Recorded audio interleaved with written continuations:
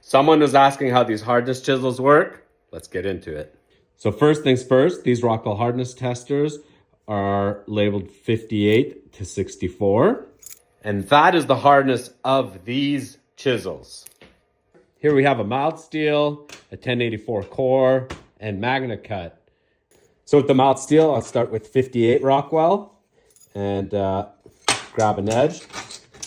And it's grabbing into the steel. It's wanting to cut into the steel. So this is softer than 58 Rockwell. Now if I go to this blade,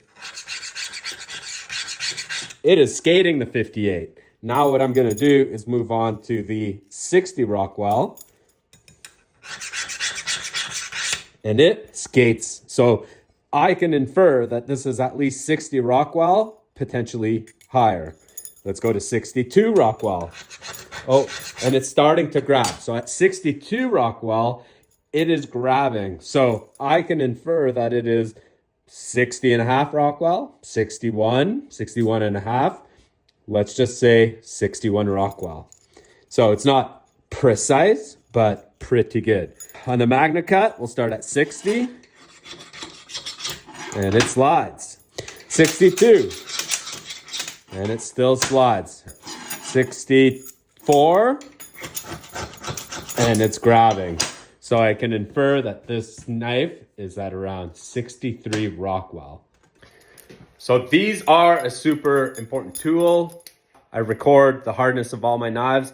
That way I can track my heat treatment schedules, the resulting hardness dependent on the temperatures that I'm reaching, the tempers that I'm using, and it just allows you to know that you have some consistency in what you're making.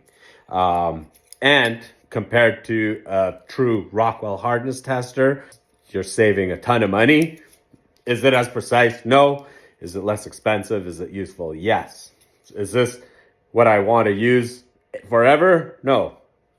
But for now, it's doing the trick. You can resharpen these. These are getting a little dull. So when I sharpen them, I'm not going on a machine. I'm going to do it on a stone to ensure that these are not heating up at all. These are tempered specifically so that they remain at that hardness. So that's how I use the Dragon's Breath Forge hardness chisels. Available at Maritime Knife Supply.